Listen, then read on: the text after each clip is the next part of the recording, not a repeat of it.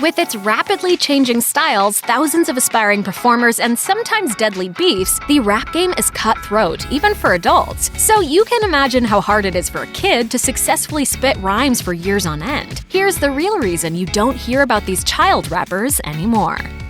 Right around the time of his 12th birthday, Lil Romeo released his debut album on No Limit Records, the millennium-era rap juggernaut that produced stars like Master P and C Murder. So how did a tween land a deal with one of the hardest labels? It may have had something to do with the fact that Lil Romeo's father is Master P, the founder of the label. Nevertheless, if Lil Romeo didn't have any talent, his first single would have died on the vine, but it definitely did not do that. The rapper's My Baby hit number 3 on the pop chart. But despite a few more popular albums, the young man born Romeo Miller never had another solo track enter the Billboard Hot 100. But it's one of those things where life hits you fast sometimes.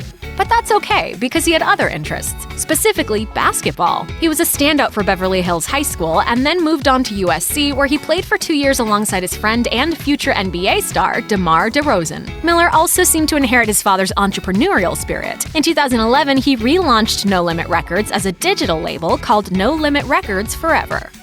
While Nick Carter sang songs of love with the Backstreet Boys, his younger brother Aaron rapped about subjects tweens were interested in: parties and basketball. Unsurprisingly, Carter's 2 biggest hits were Aaron's Party and That's How I Beat Shaq. By the age of 15, Carter had released 4 albums of pop rap, which is when the attention began to dry up, and Carter segued into stuff like theater and reality TV. Carter thought his appearance on Dancing with the Stars would trigger a comeback, but unfortunately, things did not go as planned. Nothing ever came to fruition. I started getting really heavy into drinking, and then I was telling people, I was like, I'm on a bad path right now, I need help. Carter got so depressed he turned to alcohol to cope, and in 2011, checked himself into rehab. In 2017, Carter was arrested for driving under the influence and marijuana possession, leading to another stint in a treatment center. More recently, though, things are looking up, with Carter releasing a new album in 2018 called Love. It's like I'm gonna make this whole album about love and what I'm experiencing with love at my age.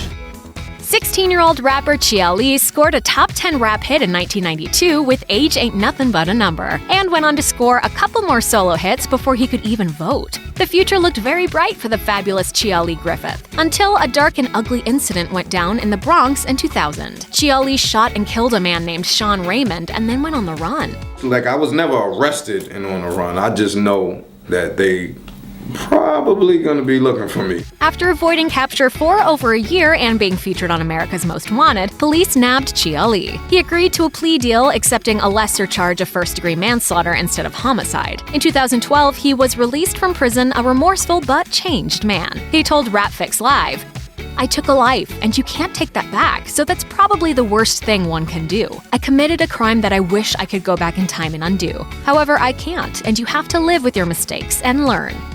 Discovered at an Atlanta mall by producer Jermaine Dupri, Kris Kross hit number 1 on the pop charts in 1992 with their first single, Jump, which introduced the 2 members of Kris Kross: Chris Smith, the Daddy Mac, and Chris Kelly, the Mac Daddy. Both were 13 years old at the time, and the duo's unique style briefly led a nation of children to wear their clothes backwards. After releasing their last album together in 1996, Smith and Kelly parted ways, but reunited for a one-night-only show in February 2013 as part of the 20th anniversary party for Dupri's So Def recordings. Just a few months later, on May 1st, 2013, Chris Kelly was found unresponsive at his home and later died at a hospital in Atlanta. A medical examiner determined the cause of death to be a fatal combination of heroin, cocaine, alcohol, prescription painkillers, and Xanax.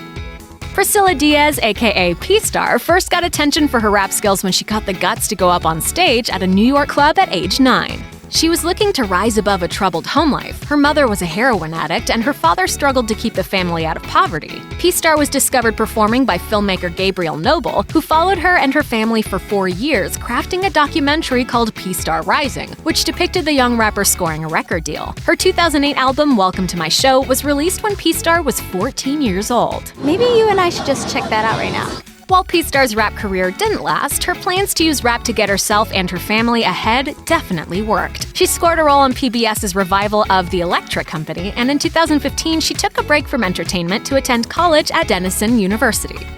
When rapper Andre Levins, better known as A+, was just 13 years old, he released his first album, The Latchkey Child. Though young, A+ was good enough to attract some high-level guest spots, with both Prodigy from Mobb Deep and Q-Tip from A Tribe Called Quest checking in. A+ enjoyed some minor hits with All I See in 1996 and Enjoy Yourself in 1999. His second album, Hempstead High, proved to be his last musical effort for a while. He told Hip Hop Wired, "I sat back and decided to raise my son and become a family man, and the music business was just so crazy with me coming onto it at an early age. A lot of business things got a little out of control, so I had to reassess my career."